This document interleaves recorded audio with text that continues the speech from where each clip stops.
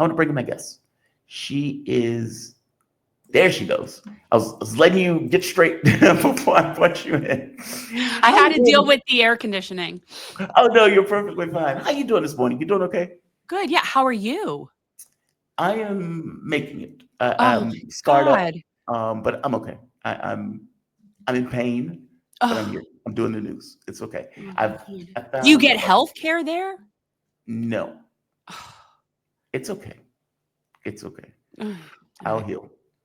But I want to bring you in, right? Jen Perelman. She's an attorney, activist, and two-time grassroots congressional candidate. Jen hosts Generational Change podcast on YouTube with the mission to, quote, transform politics into service, unquote. Her podcast hosts a wide variety of guests covering a range of political and policy topics with a nonpartisan lens and a commitment to justice for the least of these. Now, I would say there is no such thing as a nonpartisan lens, and you can correct me if I'm wrong, but Okay. Well, fair enough. okay. How about it's not a partisan lens, but it's definitely got political biases, right? Like, so, right. So there are times when I'll agree with people in either party if they're doing what I consider to be the right thing. Agreed. And I agree with you on that. Yeah. I try to be the same way. Yeah. It's funny. Malik was my co-host on Fault Lines. Malik is a right winger, and him and I used to have all of these different conversations, right? And I think at some point Malik realized, oh, he's not partisan. Like if it's something that he agrees with, he'll just say he agrees. If it's Yes. something he disagrees, he'll just say he disagrees. And it made him a better person. At least I think so, because it means that from his point of view, I don't have to be this hardcore Republican when I talk to him. Yeah, I'm going to have Republican biases, but I'm not that way. When Malik got on CNN, all bets were off. All bets were off. Well, My because mom's like, that's where the money is. The money is in playing into tribalism. That's where the yes, clicks are. That's where the followers are. So, I mean, I'm really consistently anti-label, not uh-huh, in a way that is like bougie, but like in a way that I really feel like it's very divisive. You know what I mean? Like, yeah, first of all, they don't really mean anything. I've met people that tell me, oh, they're real conservative. And we'll have a conversation. And throughout that conversation, we'll agree on so many things. And I know I'm not conservative. right. So, you know what I mean? Like people are very quick to join labels or they belong to the party their parents belong to, never really thought much about it, never really paid much attention. So I don't know. I think we need to, like, I don't like isms. Yeah. I remember this one guy sent me a YouTube email, and he says, man, I joined your channel just to be a troll. He said, just to be a troll. And he said, I realized after a year that I've been watching you for a year. And he says, I agree with like 70% of what you say, but I am a hardcore conservative. And I'm like, maybe you're not. Exactly. Like maybe Exactly. you're Maybe not, you're not. right? Like if you agree with 70% of what I'm saying, and I'm talking about like government controlling energy sections, is increased healthcare, education, et cetera, maybe you're not. Maybe you're Maybe not. you're progressive. Maybe right. Maybe you, but he would never say. He No. would never like. That's It's why, like because they're so radioactive. tied. They're so tied to their labels. Yeah, They're so fixated on it, and that's why I'm not an ism, you know? yeah. One of the things that I am super interested in, and I want to get your take, is the hands-off protests. Now, these protests were massive. Now, some people in Russian media were like, this is a color revolution. And it's like, shut up. Just shut up. It It's was not a color organized by revolution. libs. There is no revolution happening there. Well, right. So this, It was, I mean, these we protests said were it was Boston. It huge. was not And they were Boston. in There, all sorts it of was an cities all unrelated across the United protest. But what States. you are looking at right Now, let's be clear. This is AstroTurf. This is AstroTurf. These people didn't just get out of bed in the morning and say, you know what? I think I'm just going to organically go and, scream at the president. No, it was organized by, let's say, like various groups, MoveOn.org, many of which are Democratic linked. Yeah. They were holding signs up that was like hands off NATO, which is just astonishing, like basically pro-war signs, hands off Zelensky, hands off this, hands off that. That's right. Those are not our people. Right. Now, there would be people say hands off Social Security, et cetera. But these people were effectively, this was organized. It wasn't like organic. What does that tell you? Well, the Democrats are trying to find a way to push back against Trump using Trump's excesses as a way to do it, which is what they should do, I suppose. But that doesn't do anything for me. Well, that's what it proves to me. What it proves to me is that they're capable of doing something if they wanted to. So all of this shows to me. So they had what, like 1 million people, they said overall. Oh, like it there was massive. Yeah.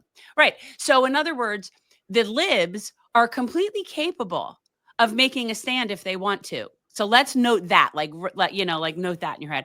Now, there are some other organizations that jumped on that, which I appreciate. You had, your Palestine, you other anti-war, the people that are our people that took advantage of those too. And great.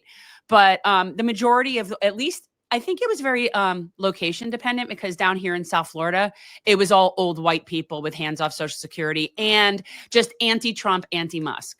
Yeah. I was one of 2 people there that was representing hands off Gaza.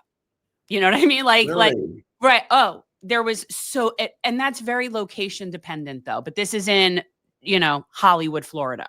So it's pretty tribe. Now, I've heard some people say that they went and they weren't allowed to speak on the issue of Gaza.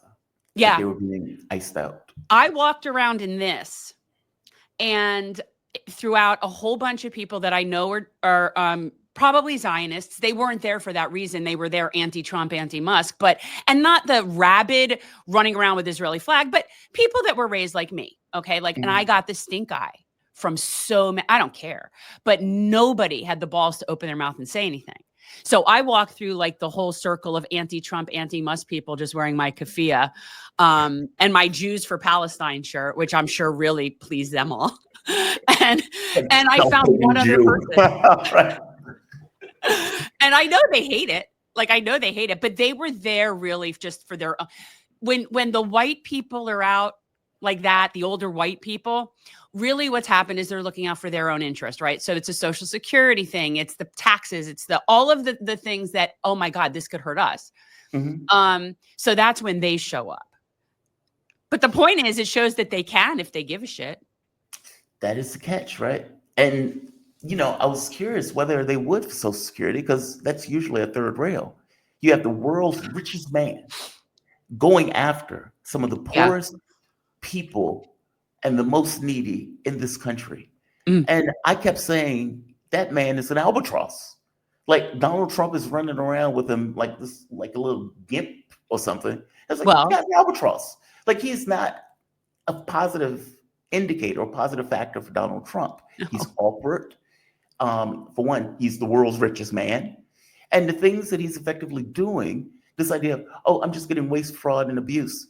Dude, they're trying to get like $800 billion out of Medicaid. And they are dummying the numbers up to try to find a way to give themselves higher tax cuts. Right. And I'll go further. The tariffs that Donald Trump is talking about, oh, we're going to get $1 trillion in tariffs. What do you think they get the money for? Tax cuts. It's not for us. It's not like he's going to say, all right, I'm now writing a check to America. It's not that. It's now we can have tax cuts. And when you get your $3, you're going to be very happy about it. It's that. Yeah. But these guys are going to get billions and millions from those tax cuts while they gut Social Security, Medicare, Medicaid, Department of Education, et cetera, et cetera, et cetera. Yeah. But isn't it glorious? It's like we're in the most mask off moment that you could ever anticipate. And I've said this before, as much as I think Donald Trump is disgusting, I really do. Like, I've never liked him, but he's not the problem. Actually, he, in my mind, is the best representation I can think of what we are in the world. Can you think of somebody that better represents the United States in the world than that buffoon? Because I think that that's who we are to the world. And so why not own it? And I actually think that the reason people hate him as much as they hate him is Psych 101. It's like looking in a mirror. And even though he is loud and brash and gross and represents like the worst of us, he's us. Make no mistake, he's us. So it's like, I think that really freaks people out. Now, I'm just enjoying the show because we need to hit rock bottom for enough of these people to give a shit and get in the streets. So every one of these cuts, every one of these veterans that is lost their job, these are all just more Luigi Mangiones. So just keep it up, man. And the thing about Elon Musk is I'm waiting for him to be Mangioned. That's what I'm waiting for. Oh, Jesus Christ. Because Jesus nobody is untouchable. And these people are going around at this point, mask off, bragging about how this guy who's not even from our country, the richest man in the world, and he's sitting there digging through our purse. Like, that's pissing off the people on the right. That's pissing off the red people. And this is the thing. Trump doesn't ever give a shit about pissing off the blue people. He doesn't care. He lives for that. In fact, the blue people are Mick resistance anyway. Nobody cares about the blue people.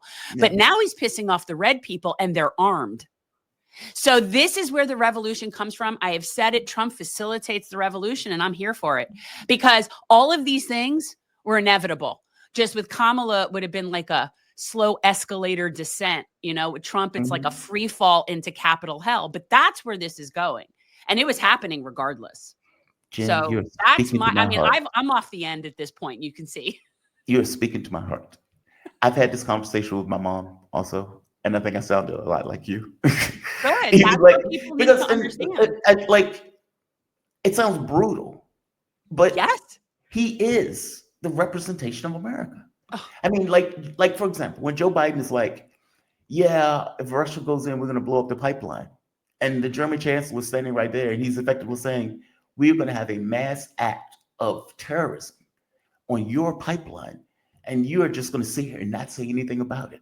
Yeah. Okay, well, Trump will say something very similar, even though he may be more brash about it. Or we're going to take out the Palestinians, et cetera, et cetera. Okay, well, that was Joe Biden's policy also. Right. Joe Biden was just trying to be more quiet about it as he was trying to do it.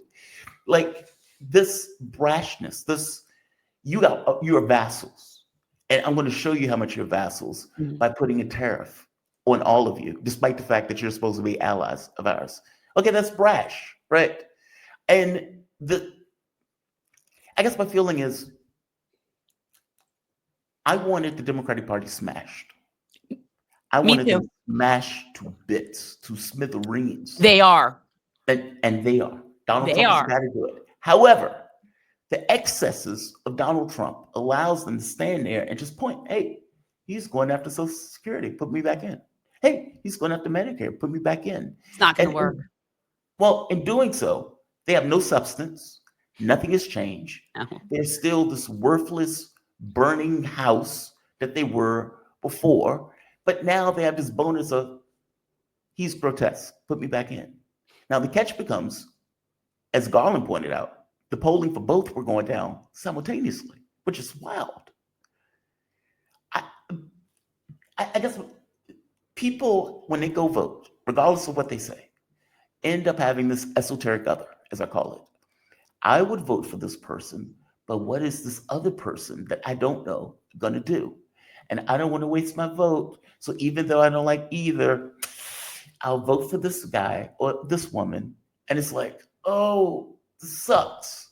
I wanted them smashed to smithereens where there may be a moment of recognition, a moment like 3 a.m. between them and their God. And you're more generous than me. I just like the first part. I don't care if they have a moment. I care if their moment's out the door. And they have been smashed to smithereens. The only thing is, it's not apparent yet. So, like when you crack a windshield and it's just cracked, and it's just waiting to completely one hit and it'll completely fall apart. That's where the Democrats are right now. They are smashed. They are losing numbers. They are desperate. When I look at things like these marches, these, hands-off marches, that's just part of Democratic strategy to keep people in this limbo where there's nowhere else to go.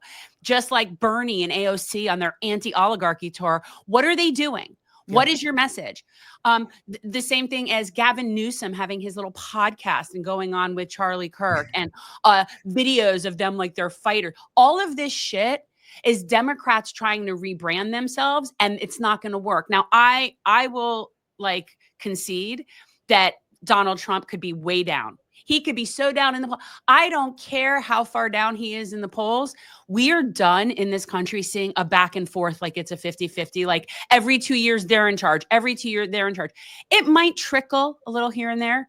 I do not think you're going to see another Democratic president in this country because no matter how pissed off people are at the Republicans, the Democrats are feckless and everyone knows it. And so even though they might not be Republican, they're not going with those guys either. Yeah. And I think those days are over. They're not going to be able to fundraise on women's rights anymore. They're not going to be able to it's over for them. And I couldn't be more pleased. The party is trash. I mean, the brand is just trash. Exactly. And what's wild about it, they don't seem to get the message. Like they don't seem to know it. Like they don't care. Why do they care? I would describe them as a cult that raises money. They are. As opposed to something that actively tries to get something done. Well, it's a slush fund. The Democratic Party is a slush fund for what I call the 𝐓𝐫𝐶, which is white collar campaign carnies. The consultant class, which is infinitely worse on the Democratic side and the Republican side.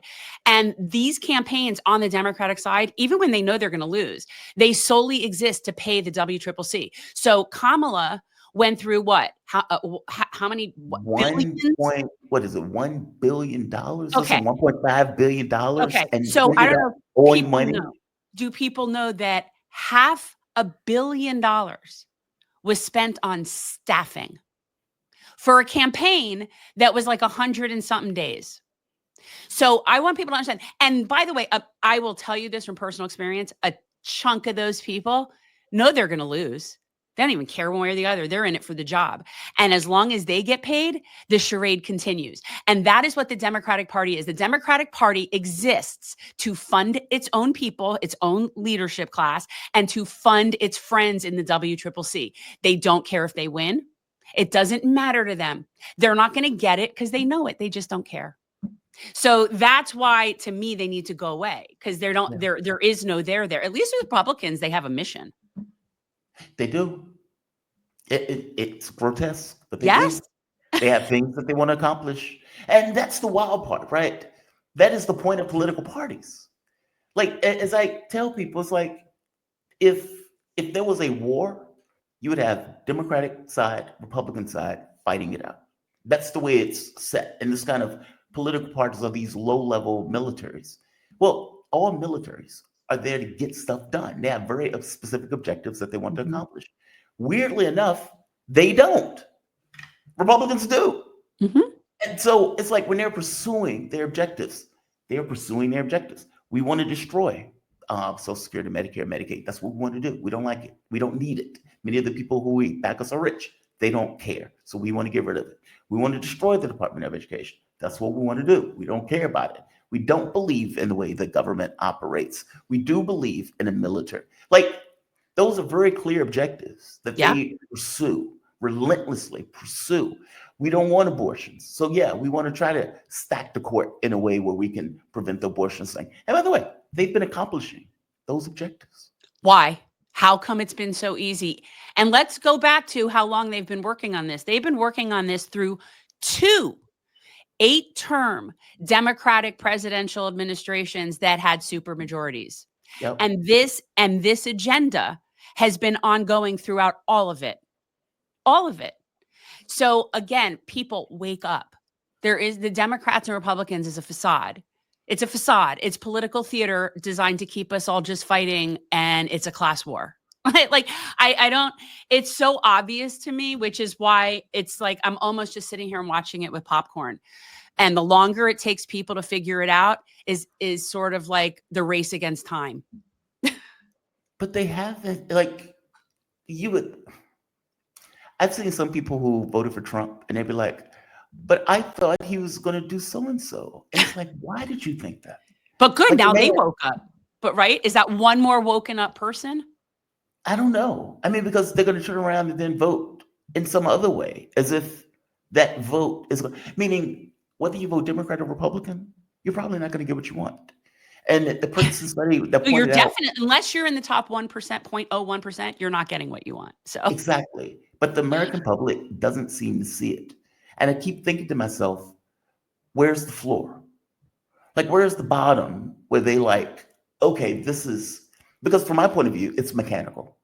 I agree with you on this, actually, that things fall until they get to a point where there's nowhere else to go, at which point people get enraged and they start moving. But that's a mechanical process. It's not like, people just wake up. People have creature comforts. There's a video game, there's an Xbox, they may have sex with somebody, they may go to, store with meaning there's always something for them to occupy themselves. And as Ted Rawl pointed out, which was depressing to hear, maybe they don't even think they deserve that stuff. So Social Security is an entitlement. Medicare is an entitlement. It's something that the government is giving you, in which case they think, well, I don't want welfare. It's like, dude, your state, meaning you as a country, come together and can make a decision on what you want to provide because it's in the well-being of everybody to have it. But in their minds, well, that's somehow a given. You're giving me something. It's a giveaway. It's frustrating because but that's years of brainwashing, gaslighting, and propaganda at work to create, like, we're like battered spouses in this country. You know what I mean? Like, we really we have no idea, like, that there's a better life out there, that we're entitled to something better. We clearly have very low self-esteem because we allow our employees to walk all over us and treat us like crap. So we've got some psych issues in this country. And I mean, everybody just collectively, not mental health issues, right? Like, we really don't believe that not only are we entitled to those things, but yes, we can afford them. And that's what's so frustrating, is that we have been beaten down and convinced over generations, first of all, that the economic situation is a pie. So if we give X amount of money to this, then there's not enough money for that, and that your tax dollars are what pay for things. No, not how it works. Tax dollars pay for nothing. When you pay taxes, that money goes into the ether. It goes poof, gone, like that, like deleting something on a calculator. It doesn't exist. And people need to understand these fundamental things. People think that it's our tax dollars. Please stop saying that. Please stop saying that. It's not. Our tax dollars do nothing federally. State, obviously they do. But, it's like, we need to understand we're entitled to stuff because we are a collective civilization that has decided to come together to have things. Those are the things. And it's very frustrating. And people do see it as like somehow they don't deserve it. Because we've been told that unless you're working 100 hours a week, busting your ass at 3 jobs, you don't deserve to survive. And this is, again, consistent brainwashing. Like, AI should be coming in so that we don't have to work as much, right? Like that, people should be able to be lying in a hammock for more hours a day and still being comfortable to exist because of AI. Like, that's the thing. Yeah. I don't think they realize that the entire point of technology is to make life easier. Like, I don't want a person with all the capabilities of a human being dropping French fries. I just don't, right?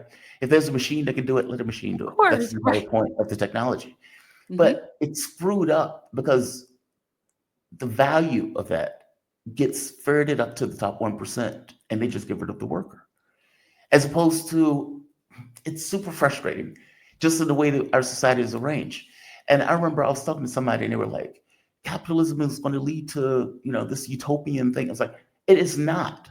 It's not even in our minds for it to do that. I am super interested what happens when cars become driverless, when trucks and truck drivers, taxis, Ubers, none of these people need to do their job because they have a machine that can effectively do it.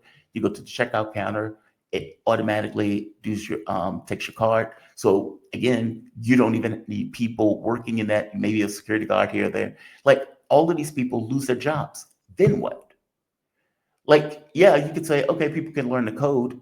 Shut up. Yeah, I'm so tired of hearing about that. That's so stupid. Enough already with that. Right. To your point, technology should be a liberation. But it's not that way because it's usually owned by a 1% that uses it to maximize their cash to as much as possible while we either lose that job or get marginalized in that job. Lutnick, the goofball that Oh, Donald Trump have running around oh talking my about Europe doesn't take our God, that chickens, man. our big, beautiful cows. They don't take our cows. That guy, he points out, he says, well, we're going to have robots come back to the US and do the jobs. And it's like, so you believe that a company who, let's say in China, that can make 1,000, 2,000 t-shirts an hour, that you are going to grow a business in America, you're going to pay for the robots, pay for the factories, pay for all of that stuff. That way you don't have to pay an American worker, because what you know is that there is no way you can hit the price point that they're hitting there with the things that they're effectively doing. And so you decide somehow, magically, a robot is going to appear to do that job. Like some of this stuff is just so outlandish, right? But he's making that point, though. We need to get rid of American workers and some of these faculties because they earn too much in order for us to be competitive with the rest of the world. Or Americans would just have to pay higher wages. I mean, pay more for the same items that they maybe get abroad. It's amazing. Yeah, this is also the same man, I believe, that said how his mother-in-law wouldn't notice if her Social Security check didn't come. Was that him? Was that the man that Probably. was sitting That there sounds like him. and That saying sounds that like him. only fraudsters call and complain about stuff like that? Like, and he's like, my mother-in-law wouldn't care. I'm like, yeah, neither would mine. She's friggin' loaded. She wouldn't even notice. You're right. There are a few of those people, but you know, how about the people that live on their Social Security? These My mom again, would notice. yeah, Everybody who I know would notice. it's same, right? Like that's just the most obtuse thing, but it really goes to show you how in a bubble these people are. And it's going to come to that. I'm telling you, I call it Mangione monetary theory. And I am telling you, the natives are getting restless. And the more of these people that they keep putting up on the screen, flapping their mouths as oblivious as possible while people are suffering and not getting health care and losing their homes and losing their look, man. I'm unarmed personally. I'm not armed. So, you know, I am of no threat to these people. But I got to tell you, the more I see people with nothing left to lose, because that's all it takes, right? Yeah. Everybody is just one step away from being like nothing left to lose. And when you're nothing left to lose and you're in a country that has more weapons than people, the fact that you don't anticipate mass violence is fascinating to me. Like that's always what fascinates me the most. And now again, they're pissing off the red people. See, if you're pissing off the blue people, it's not necessarily, you don't have to necessarily concern because the blue people can't even change their own tires. But you pissing off the red people are going to kick your ass. Yeah. So this is where it's getting to now. And I'm here for it. The natives are getting restless. I feel you. Jen, I loved everything that has come out of your mouth today. I swear to God, you're speaking to my soul. Because Jen, I have no fucks to give anymore, Jamarl. I'm not a candidate. I don't care. And it's like, it's glorious. I say it's glorious. Jen Perelman. She is an attorney, activist, and two-time grassroots congressional candidate. Jen hosts the Generational Change podcast on YouTube with a mission to transforming politics into service. Her podcast hosts a wide variety of guests covering a range of political and policy topics from a nonpartisan lens and commitment to justice for, quote, the least of these. She is just on fire. I'm in rare form, man. I'm telling you, man. You're fantastic. Where can people find you, though? I mean, I want people to be able to look at. We have a great crowd today, and I want that crowd to be able to find you. So, guys, my YouTube show is Generational Change. It's with a J for Jen. And we're on all the social media. You know, it's not me. It's my business partner that does social media because the people are too mean. And he tells me when I get in particularly horrid threats or you know, when I get called horrible things, whatever. Or my Zios come after me because they hate me, you know, the usual. But yeah, I'm just, and we're actually contemplating, I really want to change our tagline because I'm over politics. Like at this point, I call us Red Pills and Revolution. Red Pills Revolution. I hear you. You know that I got to speak after, this is not a brag. It was horrifying. I was in a panel meeting for Butch Ware, like a fundraiser, virtual fundraiser. Yeah, it was way fun. And I was getting ready to do my talk. I forget, I was going after some mayoral candidate, some nice guy, whatever. And then who joins the party is Fred Hampton Jr. No way. Oh, yes. And then because he joined, he spoke, which of course, and so then I had to follow him. Oh, so you had to be on fire. That's what I'm saying. You had to be spitting fire after that. I'm saying. So it's like, I know. I was like on a revolutionary panel. It was like the coolest thing ever. Jen, you are always welcome here. Thank you for this. Same to you. And if you ever, like, let me know if you ever want to come on. Like, well, you know, the invitation is always open. Like if you want to promote or discuss or whatever. I have no issue coming on. Let's talk about it after. Okay. I have no issue coming on. Give me maybe a couple of weeks. Oh, no worries, dude. Get your shit together over there. We're all good. I'm not going anywhere for a while. Badass. You have a good one. Be safe, You okay? too. Thanks, Jamarl. Bye-bye. Bye. All right. Jen, on fire today.